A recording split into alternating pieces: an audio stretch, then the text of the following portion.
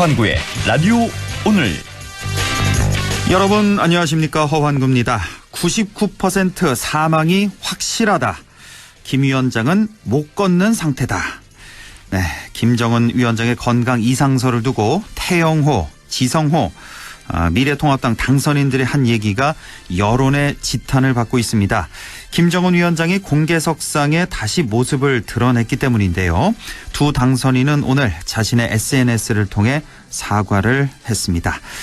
북한에 대한 제대로 된 정보를 국내에서 알기는 생각보다 쉽지가 않습니다. 그러다 보니 온갖 설이 자주 등장하고요.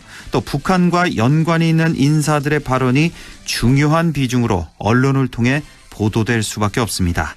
그리고 그 발언은 한반도의 안보 지형에 또 경제 문제에 직간접적으로 큰 영향을 미치게 되죠. 한마디 한마디 더 확인하고 조심하고 신중해야겠습니다. 5월 4일 월요일 라디오 오늘 광고 듣고 시작합니다. 건강한 나의 내일, 행복한 나의 내일, 빛나는 나의 내일, 건강한 매일. 건강한 내일을 여는 글로벌 헬스케어 기업 휴원스. 맑은 공기가 집 안으로 들어오니까 청정, 나쁜 공기를 집 밖으로 내보내니까 환기. 공기청정과 환기를 동시에 하니까 청정환기. 이제 창문 닫고 환기하세요. 청정환기 시스템을 나비앤하우스에서 만나보세요. 경동 나비엔. 청량리역 바로 앞 GTX-C 추진으로 강남을 빠르게. 당신의 교통이 청량. 백화점과 마트를 걸어서 당신의 생활도 청량. 청량리역 초역세권 주거용 오피스텔 힐스테이트 청량리 더 퍼스트 5월 오픈 예정. 1833-4861 현대 엔지니어링. 여기 아버지 쌍용 자동차 다니시나? 아닌데. 근데 우째 차를 그리 싸게 샀노? 5월은 가족의 달이니까 가족 같은 고객에게 혜택을 팍팍! SUV 전차종 10% 할인 또는 60개월 무이자 할부까지. 놓칠 수 없는 기회를 지금 바로 쌍용 자동차 전시장에서 일부 차량이 하나며 조기 마감될 수 있습니다. 여의도 더블 프리미엄의 중심축을 잡아라. 힐스테이트 여의도. 9호선 색강역, 5구호선 환승여의도역과 금융 업무지구 사이, 원룸에서 3룸까지 다양한 주거형 오피스텔. 제로 금리 시대 특별한 투자 대안. 힐스테이트 여의도. 1833-2367 현대 엔지니어링. 네, 라디오 오늘 월요일 순서 시작합니다. 1부 경제 이슈 짚어보는 시간이죠. 최백은의 이게 경제다 준비되어 있고요. 2부 이슈 오늘에서는 내년에 안동 역사 아니면 올 연말쯤이죠. 안동 역사 이전이 예정돼 있는데요. 오랜 세월 안동 시민과 애환을 함께 해온 안동 역사입니다. 최근 안동역에 관한 기록지 그곳에 여기 있었네가 발간이 됐습니다. 경북기록문화연구원의 유경상 대표 연결해서 자세한 얘기 들어보겠습니다. 이어서 기영로 스포츠평론가와 함께 스포츠 소식도 알아보겠습니다. 라디오 오늘 생방송 놓치신 분들 유튜브로도 다시 들으실 수 있습니다. 많은 애청 바랍니다. 네, 이게 경제다. 건국대학교 경제학과 최백은 교수와 함께하겠습니다. 교수님 안녕하십니까? 네, 안녕하세요. 네, 자 오늘은 K 시리즈에 대해서 얘기를 좀 나눠보겠습니다. 우리가 2000년대 들어서 뭐 K 드라마, K 팝 열풍 대단했고요. 얼마 전에 K 무비도 대단했고 그렇죠. 기생충으로 또 K 반역이란 말까지 아마 네. 여기까지는 많이들 들어보셨을 텐데. 여기서 그치지 않고 K경제, K민주주의까지 우리 최백은 교수님이 계속해서 언급하시고 또 강조를 하고 있는 K시리즈가 되겠습니다. 네. 오늘 이 K시리즈 뭐 자동차 광고 같긴 한데요. 쭉 좀 얘기를 해주시고요. 제가 네. 중간중간에 좀 끼어들겠습니다, 교수님. 예, 그렇게 하세요. 예, 시작해 주시죠. 예. 예, 제가 이제 그 K경제를 이제 표현을 쓴 이유는요. 네. 이번에 어쨌든 간에 지금 코로나19로 인해서 세계 경제가 굉장히 지금 어려운 상황이잖아요. 예. 근데 어려운 상황 속에서 우리가 유별나게 선전을 하고 있거든요. 그렇죠. 예. 예, 그러니까 뭐, 사실, 그 성장률에 그러니까 소위 말하는 우리가 주요 선진국가들이 네. 과거 그러니까는 제가 볼 때는 대공황 때보다 더 안 좋아요. 예. 지금 상황이요. 그렇죠. 근데 이제 우리는 그거에 비하면은 굉장히 어떤 간에 저는, 선전을 하고 있다고 생각을 하는데요. 예. 이거를 사실 그 경제학자, 그 일반적인 경제학자나 경제 이론으로 설명이 잘 안 되어져요. 아, 기존의 경제 이론으로 설명이 안 되어진다. 예, 왜 지금 이 그러냐면요, 상황이. 우리가 예. 성장률이라는 것은 쉽게 얘기해서 국민소득의 변화율인데요. 예. 소득의 변화율인데 우리가 이제 뭐 IMF 전망이 뭐 그 정확하리한 법은 없지만은 네. 올해 한 마이너스 1.2% 정도 예상을 하고 있단 말이에요. 우리나라 1년 그렇죠. 예상이 예. GDP 성장이 뭐 미국 마이너스 같은 경우는 마이너스 5.9% 정도 이렇게 되고 있고요. 예. 예, 나머지 서유럽 국가들은 더 안 좋고요. 8 내지 9% 정도 마이너스 이렇게 될 것 같으니까요. 아, 서유럽 국가들 그렇고 혹시 예. 중국, 일본은 어떻습니까? 중국이 그러니까 이제 겨우 플러스를 방어하는데 한 1% 정도 이렇게 중국은 워낙 성장률이 높은 나라잖아요. 그렇죠. 6% 뭐 이렇게. 5, 6% 그러니까 이 정도. 그렇게 해도 불구하고 한 5% 이상 떨어질 걸로 이제 보고 있는 거고요. 예, 예. 뭐 일본도 그러니까 마이너스 한 6% 거의 가까이 이렇게 되고 있고요. 그래요. 예. 그러니까 이제 우리가 이제 유별나게 어쨌든 간에 그 선전을 하고 있는데 예. 우리가 이제 되게 경제 성장은 기본적으로 경제학 측에서는요. 예. 뭐 노동력이나 자본 같은 이런 생산 요소를 많이 투입하면 어쨌든 간에 그게 이제 그러니까 많이 나오는 걸로 예. GDP가 증가하는 걸로 이렇게 일차적으로 설명을 해요. 예. 그리고 이제 두 번째가 이제 이런 생산 요소를 제외한 나머지 요인들로 이제 나머지 얘기를 하고 있고요. 예. 거기에는 뭐 이제 그러니까 뭐 생산성을 결정하는 기술 진보들도 포함되어 있고 예. 여러 가지 제도 같은 것도 포함시키고 있고 그런데요. 예. 그런데 이제 미국이나 주요 선진 국가들이 성장률을 이렇게 급락한다는 얘기는 예. 그 사회가 가지고 있는 생산 요소들, 노동력이나 자본이 제대로 투입이 안 된다는 얘기예요. 있는 것조차도요, 그러니까요. 예. 경제 활동이에요. 예. 근데 이제 우리는 그런 면에서 이제 그러니까 상대적으로 그 훼손이 좀 적다는 걸 의미하는 것이고요. 예. 그럼 저는 이게 어디서 비롯되어지는 것이냐? 아하. 봤을 때 보면 이제 가장 가깝게 볼 때는 이게 이제 K 방역의 이제 성공의 결과라 이거예요. 그렇죠. 예. 예, 우리가 이제 기본적으로 이 코로나19가 경제에 미친 영향은 제가 이 시간에도 설명을 했지만은 경제 생태계의 연결고리를 파괴시키고 있는 거거든요. 예. 성격을 파괴했는데 그러니까 이 연결망을 가능한 한 유지하는 게 굉장히 중요해요. 이게 유지시켜주는 게요. 네. 그런데 이제 우리는 어쨌든 간에 정부하고 유지하려면 정부하고 시민들의 노력이 두 개가 합쳐져야 돼요. 그렇습니다. 예. 예. 정부는 어쨌든 간에 사회 전체 어쨌든 간에 이런 감염이 확산 안 되도록 최선을 다해서 진단도 하고 치료도 해줘야 되는 것이고요. 예. 시민들은 어쨌든 간에 확산이 안 되도록 개인들이 할 수 있는 것도 해야 되는 거란 말이에요. 그렇죠. 예. 거기에 협조하고 참여하고 해야 되는 것이죠. 사회적 거리두기라든가 사재기 자제라든가 이런 것들을 그러니까요. 예. 근데 이제 그런 면에서 분명히 우리는 어쨌든 간에 주요 국가들에 비해서 굉장히 모범적인 모습들을 사실 만들어냈거든요. 예. 그럼 저는 이러한 방역의 성공이 과연 우연인 거냐 이거죠. 이게 결코 우연이 아니라 이거예요. 이번에 우리나라 방역, K-방역이라고 불리는 모든 예. 나라가 다 칭찬하는 이 방역의 성공이 우연이 예. 아니라고요. 예. 어디서 왔을까요, 그럼? 그리고 이게 이제 결국은 우리가 사회과학에서요. 예. 이 성장을 결정하는 어떤 간에 주요한 요소 중에 하나 우리가 얘기하는 것 중에 사회적 역량이라는 게 있습니다. 사회적 역량. 예, 소셜 이제 소셜 커패서티라고 이제 우리가 영어로 예. 표현을 하는데요. 커패서티라고요. 예. 사회적 역량이 이게 뭐냐면은 사회 구성원들이 서로 협력을 통해 가지고 사회 공동의 목표를 달성하는 어떤 이런 능력을 얘기를 해요. 예.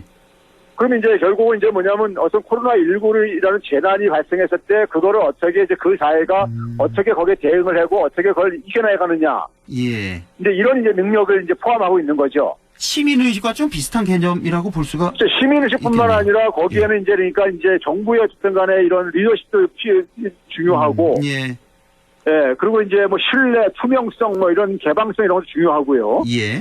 여러 가지 요소들이 있는데 이번에 우리가 한국의 방역을 성공시켰던 요인들이 사실 내용이 다 축적되고 있어요. 네. 소위 말해서 개방성, 연결성, 그다음에 뭐 투명성, 그리고 협조, 신뢰 뭐 이런 것들이 그러니까요. 적극성도 들어가겠고요, 거기에는. 예. 예. 거기에 이제 그러니까 제가 볼 때 이제 이 문화자본이라는 것도 포함되어 있어요. 심지어는요. 문화 자본이요. 예. 그러니까 한 사회에 그러니까 어쨌든 간에 각 사회들마다 문화라는 게 있는데 예.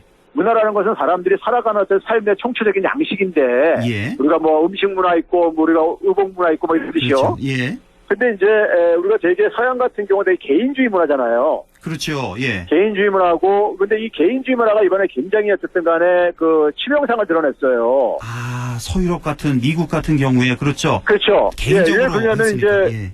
왜 그러냐면은 이 개인주의 문화에서 가장 소중하게 여기는 것은 개인의 존엄이라고요. 존엄, 가치를 자유. 개인의 존엄이요. 예.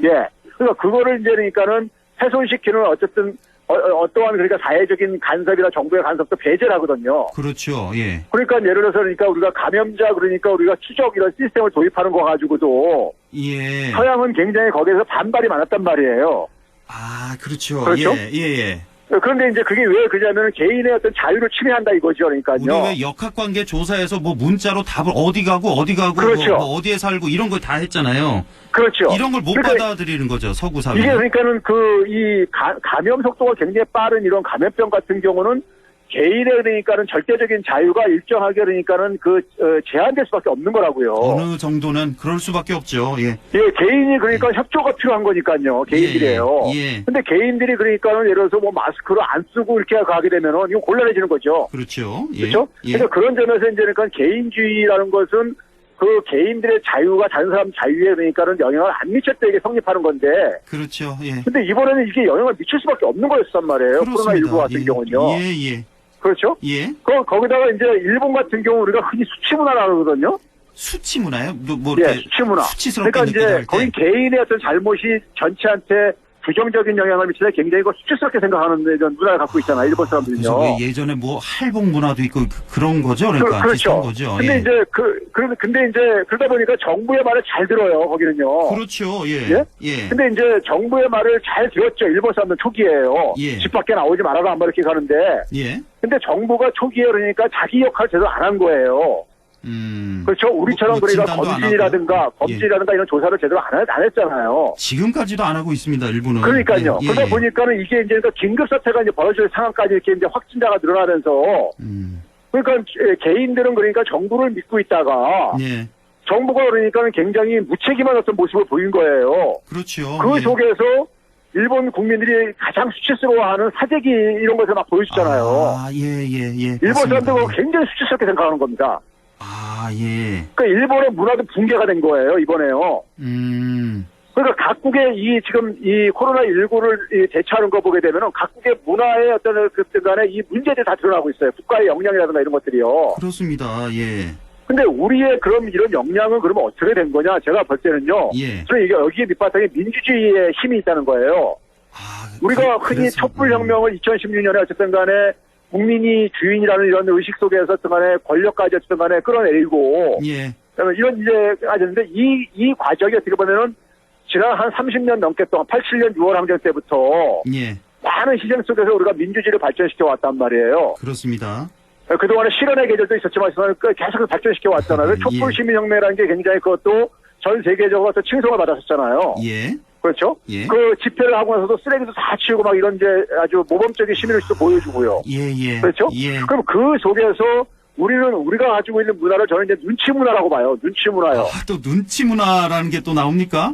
예. 일본의 이게 수치 문화, 우리의 눈치 미국 문화. 사람들이 이제 우리 사회를 볼 때 그런 표현을 써요. 눈치 문화요. 이거 좀 안 좋은 어감도 있잖아요. 눈치를 그렇죠. 본다 할 그러니까 때. 이게 눈치 문화라는 게 과거의 군사 독재 시절에는 예. 이게 그러니까는 그 개인들 직장 같은 데서는 상사의 눈치를 보고 그렇죠. 예. 혹은 그다음에 이제 그러니까 국가적으로는 그러니까 외세를 눈치를 보고 하는 이런 부정적인 측면이 좀 많이 있었는데 예. 이 눈치라는 것은 사실인데 뭐냐면은 상대방의 감정이나 생각을 배려해주는 이런 뜻도 있어요. 그렇죠. 예. 근데 이제 이게 시민들의 의식이 이게 제고가 되면서 민주주의 발전시키면서요.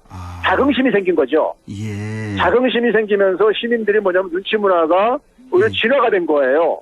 어떤 자율성으로. 예, 혹시 자기 작년에 예. 일본이 경제 도발했을 때 우리 왜 불매 운동하고 막 그랬잖아요. 맞습니다. 이것도 그 중에 하나겠네요. 그럽니다. 그 결과인 거예요.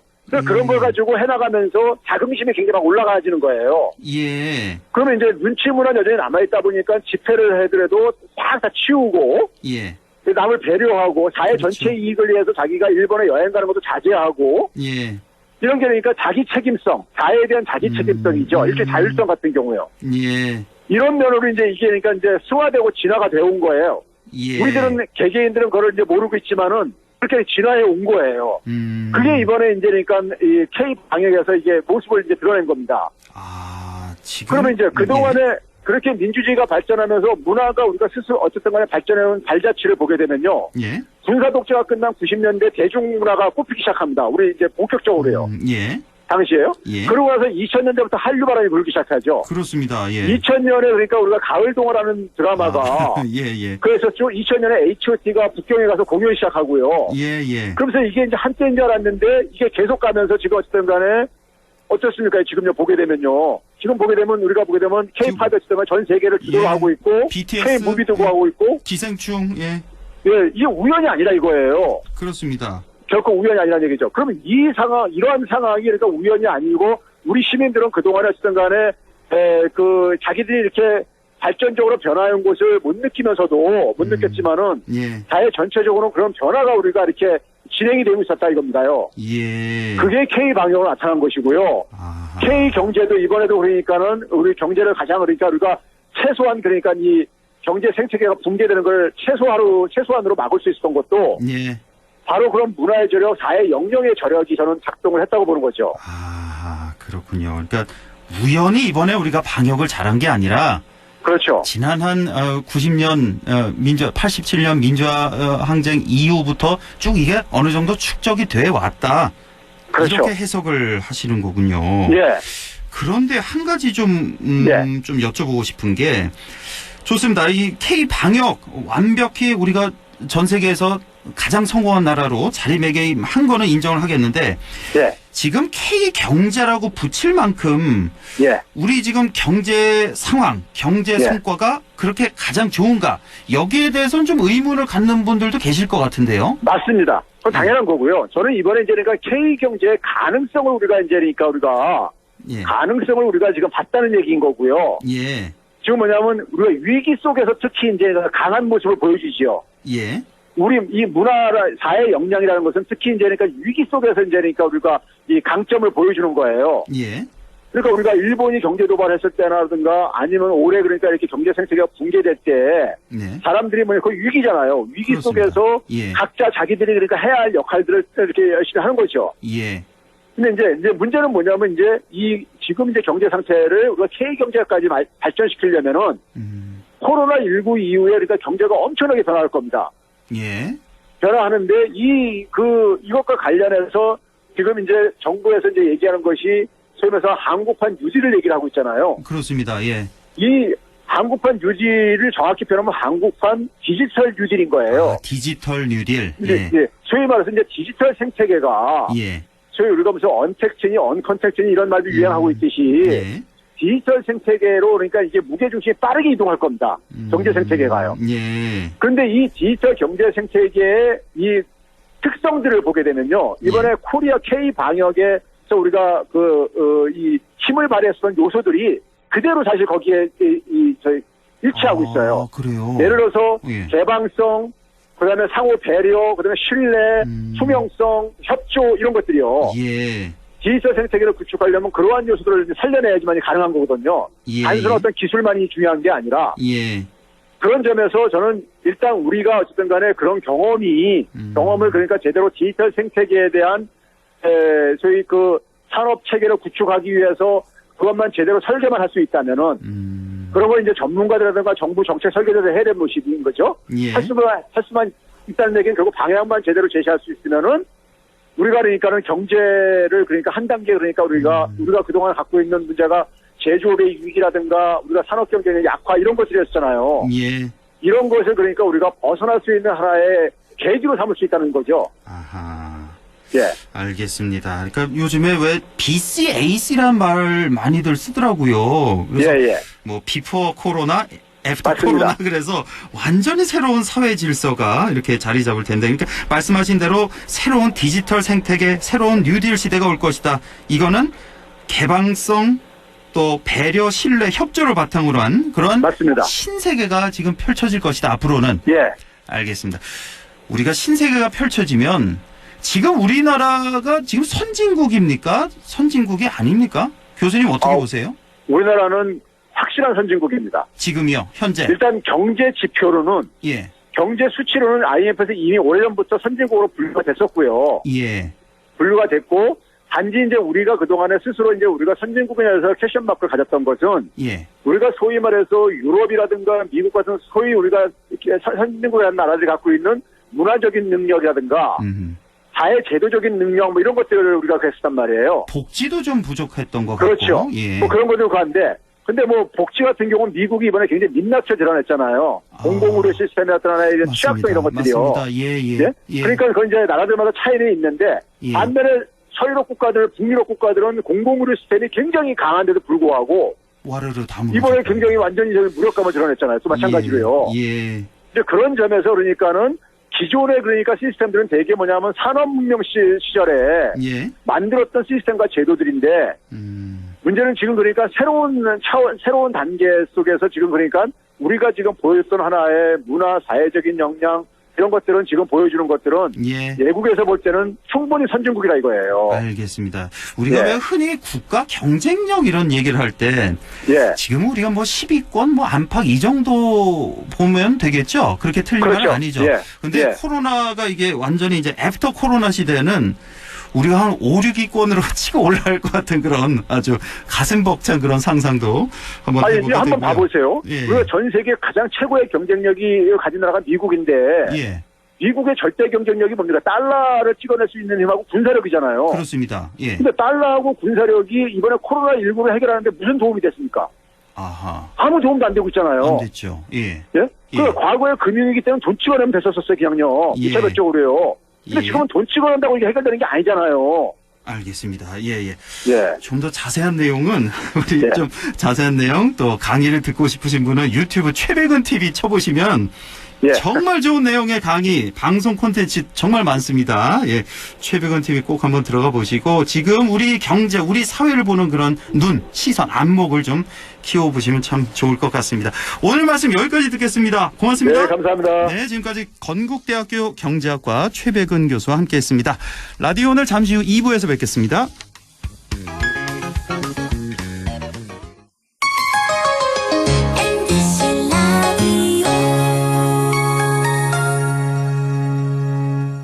할인점보다 더 실속 있고 편의점보다 더 편리하게 살 수 있는 곳, 시장보다 더 정이 넘치고 백화점보다 더 품격 있는 곳, 이런 곳이 없을까요? 네, 우리 동네 우리 할인점 펀마트가 있습니다. 지난 25년간 항상 고객과 함께한 펀마트. 용상점, 자이점, 신용주점, 사천점에서 새롭게 고객님께 다가갑니다. 펀마트.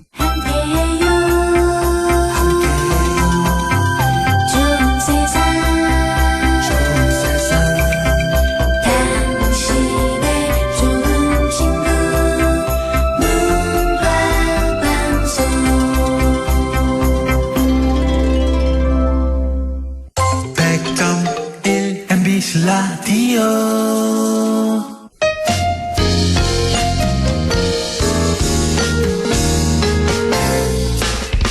지금 여러분께서는 안동 MBC 시사정보 프로그램 허환구의 라디오 오늘을 듣고 계십니다. 저는 사생결담 강재입니다.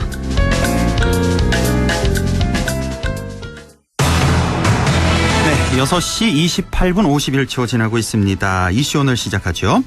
올해 말쯤 아니면 내년 초쯤 이전이 될 예정이죠. 지난 90년간 안동 시민과 애환을 함께해온 안동 역사가 이전을 앞두고 있습니다. 안동역에 대한 기록을 묶은 책이 발간됐어요.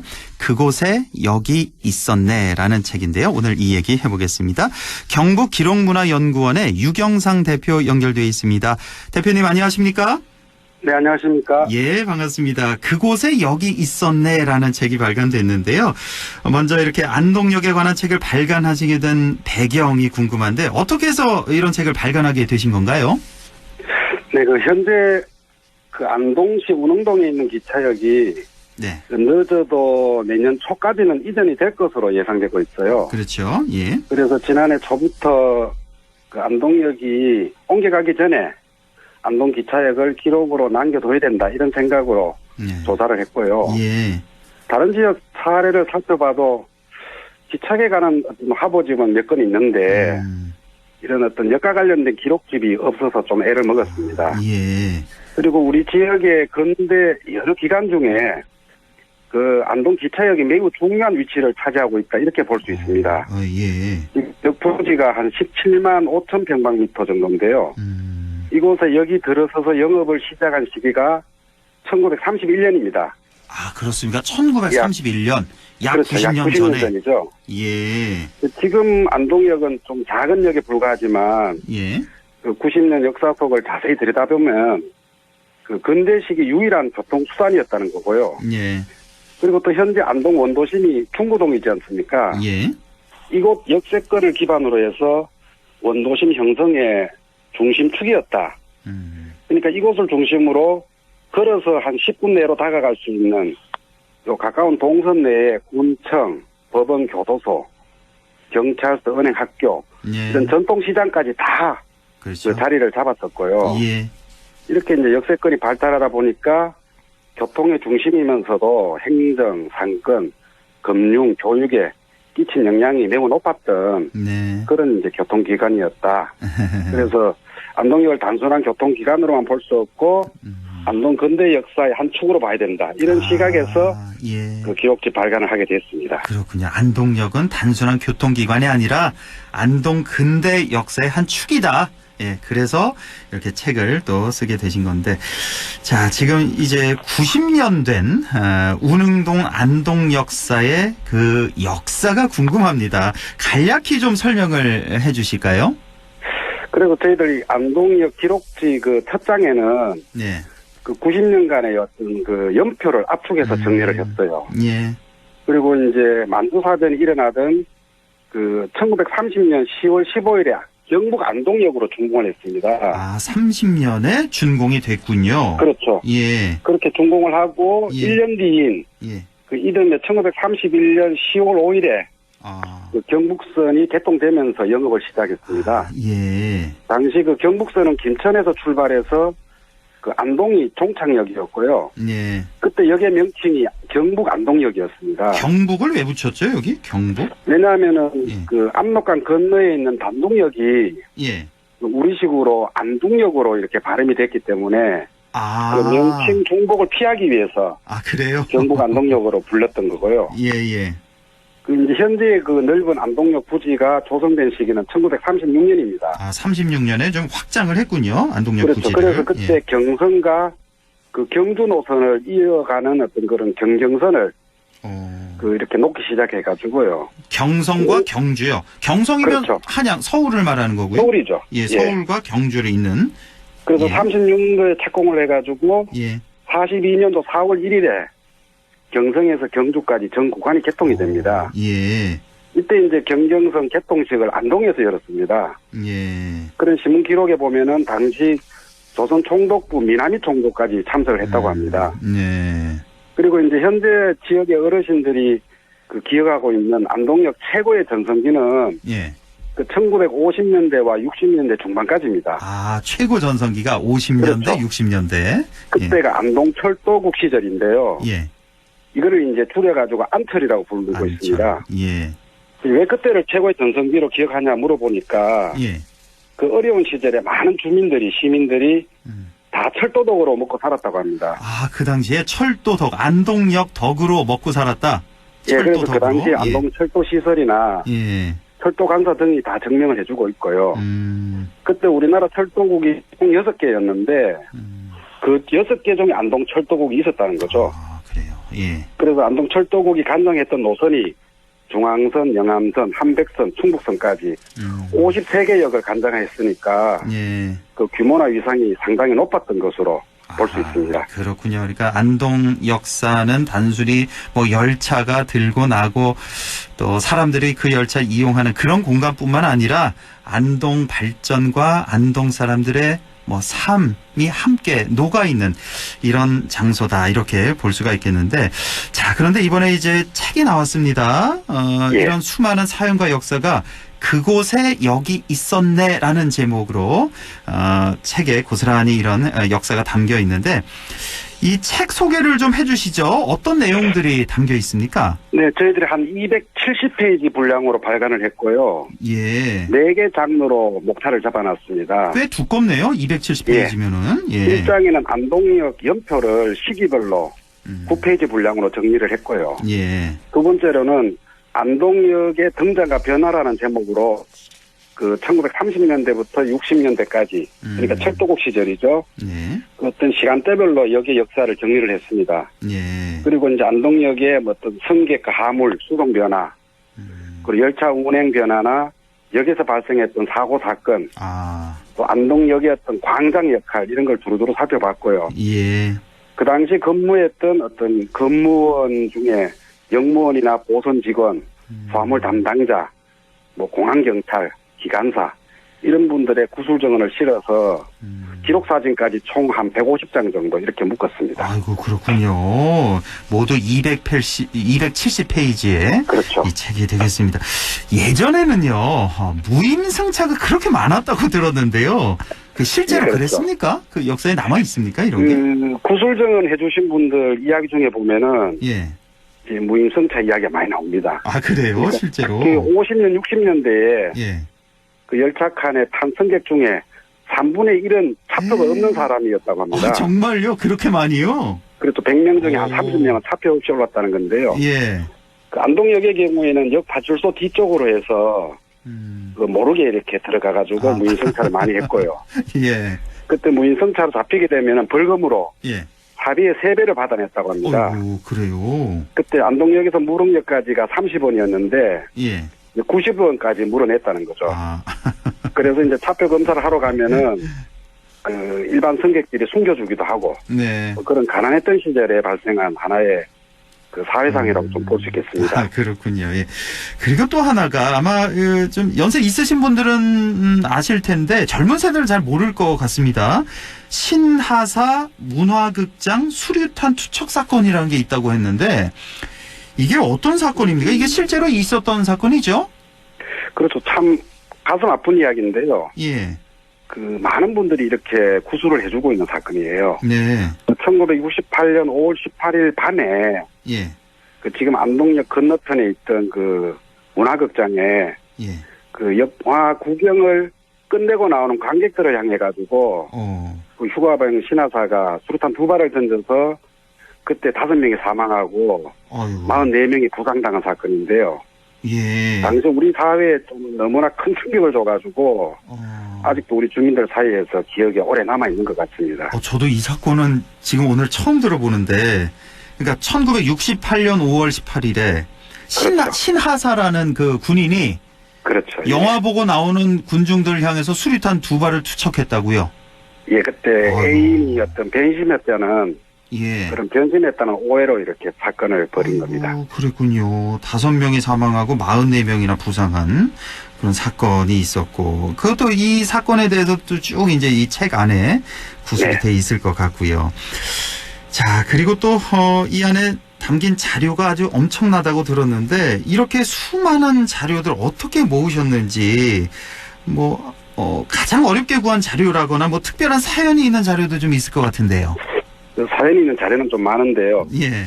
그 저희들이 34명의 어떤 관련자 구술 인터뷰를 받았습니다. 34명의 예, 그 중에 이번에는 10명만 좀 인터뷰 내용을 실었고요. 예. 이 구술 인터뷰 원 자료는 좀 우리 생활사가 함께 녹여 있어서 예.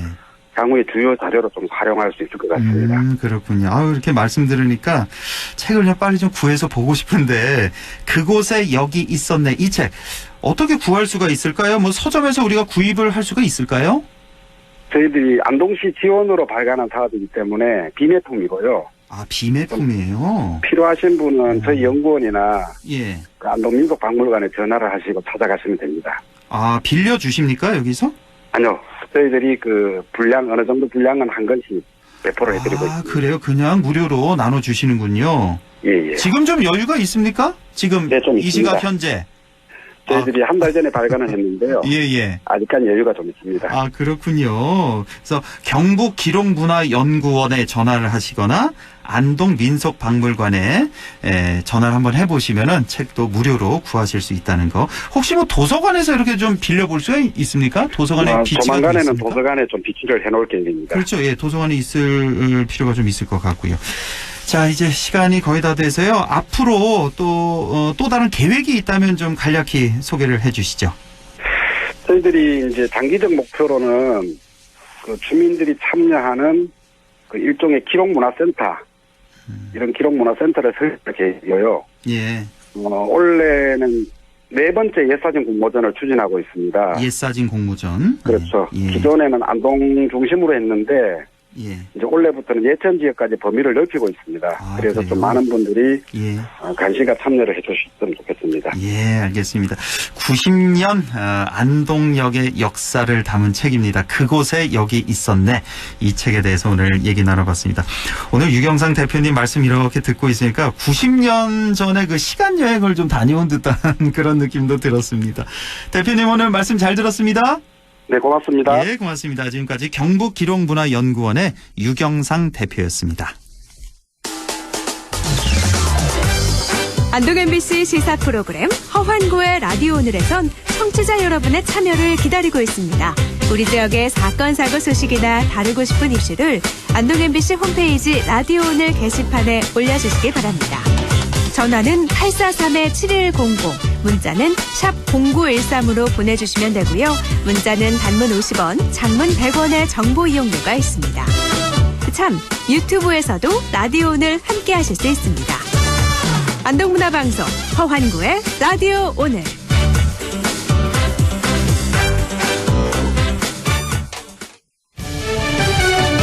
네, 스포츠 리뷰 기영로 스포츠 평론가와 함께하겠습니다. 안녕하십니까? 네, 안녕하세요. 드디어 프로야구가 내일 5월 5일 어린이날에 개막을 합니다. 올해 같은 경우는 이제 코로나 때문에 많이 늦어져서 이것저것 좀 관심 있게 지켜봐야 될 뭐 이모저모가 좀 많이 있을 것 같습니다.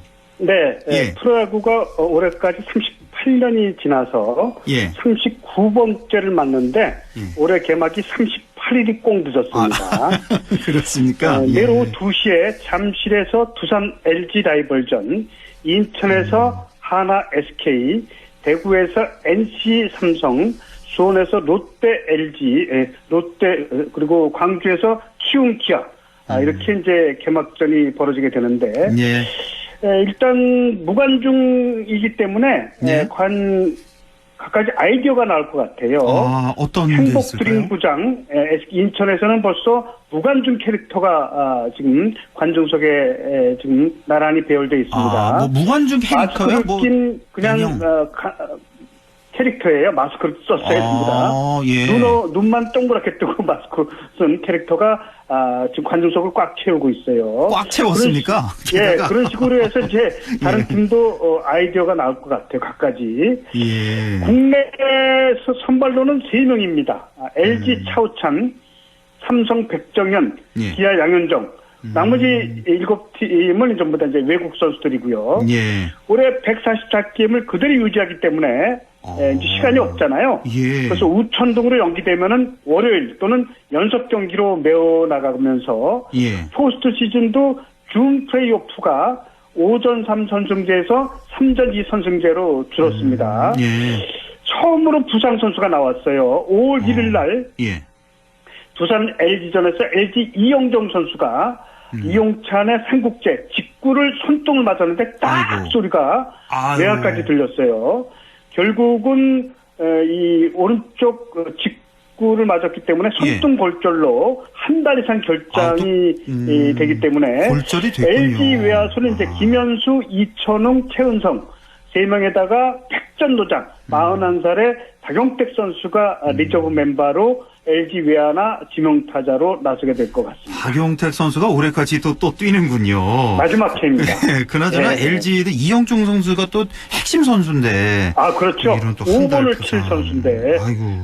지금 출발이 좋지 않게 됐습니다. 어떻습니까? 올해도 역시 프로야구에는 뭐 어우두라는 얘기가 있잖아요. 어차피 우승은 두산이다.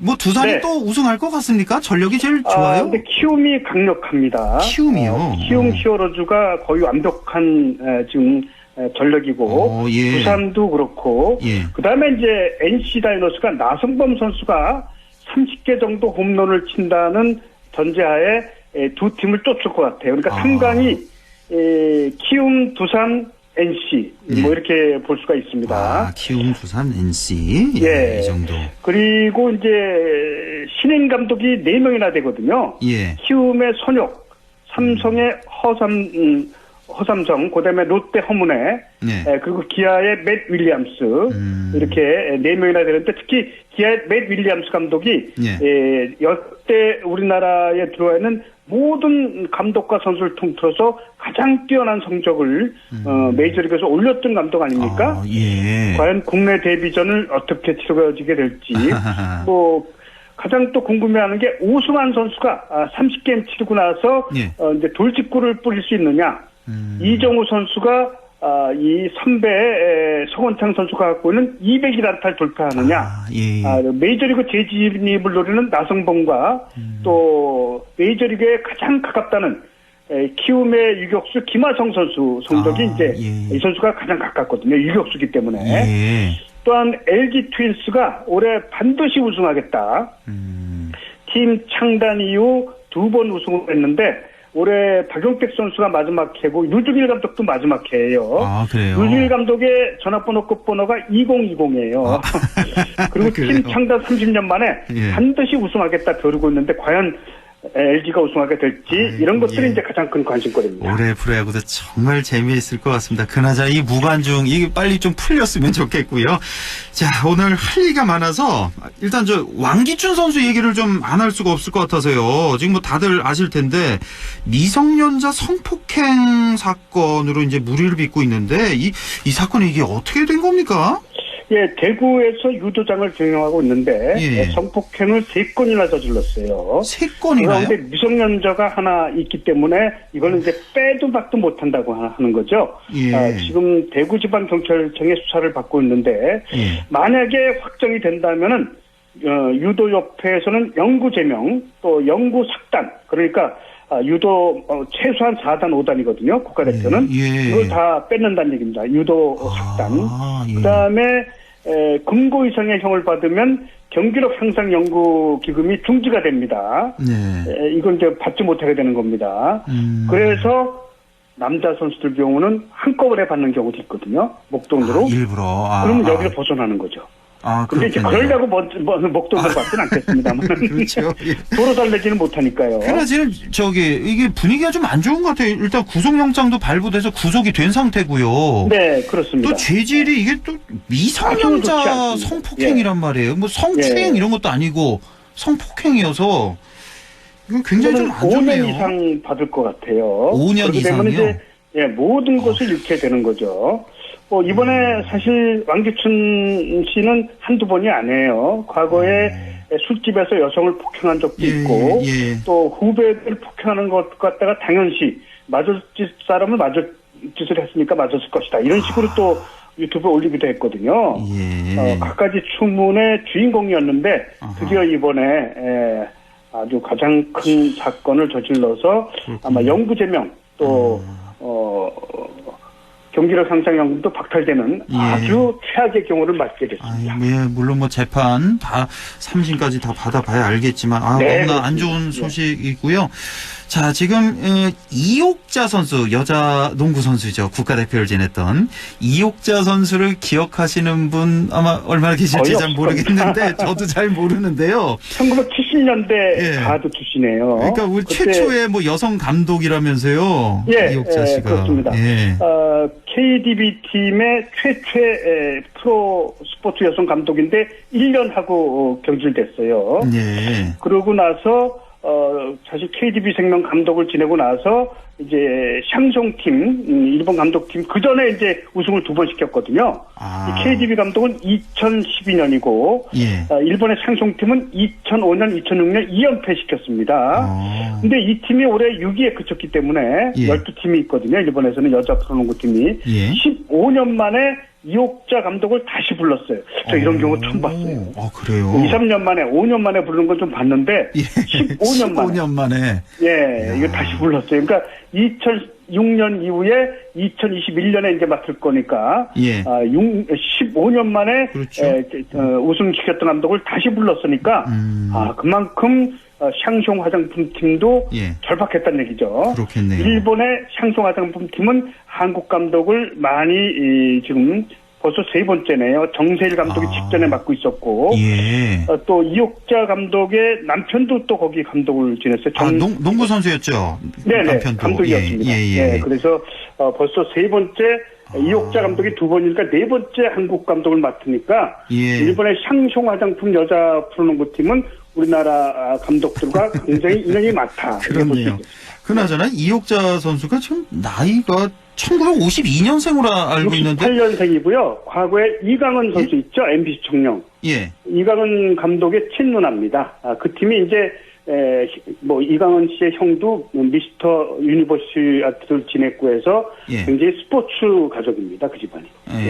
이강은 씨의 누나. 제가 알고 있기로는 52년생인데 그게 아닌가요? 52년생 맞아요. 그쵸, 맞죠. 그래서 68세 지금 된. 68세. 나이도 이렇게 많은데 또 일본에 또 가서. 아마 마지막 도전을 하게 될 것 같은데. 이옥자 씨도 대단하고 15년 만에 다시 불른 샹송팀도 대단합니다. 알겠습니다. 자, 지금까지 기영로 스포츠 평론가와 함께 했습니다. 고맙습니다. 네, 다음 주 뵙겠습니다. 안녕히 계십시오. 날씨 알아보죠. 김도연 캐스터 전해주세요. 며칠째 남쪽에서 따뜻한 바람이 불어들다가 결국 고온 현상까지 나타나고 있습니다. 반면 절기상 이파이자 어린이날인 내일은 남쪽부터 약한 기압골이 지나겠고요. 오늘보다 구름이 많아지면서 기온도 제자리를 되찾습니다. 비의 양은 5mm 안팎으로 많진 않겠습니다. 서쪽에서 다가오는 기압골이 예상보다 강하게 발달할 경우는 비 내리는 지역이 더 확대될 가능성도 있습니다. 수요일에는 다시 맑은 하늘이 드러나겠고요. 기온도 다시 오릅니다. 당분간 초여름 더위가 수요일부터는 다시 이어지겠고요. 다시 금요일과 토요일에는 비가 내리겠고 기온이 다시 한번 떨어집니다. 이번 한 주는 이렇게 날씨 예보가 오락가락합니다. 건강 잘 챙기는 한 주 보내시길 바라겠습니다.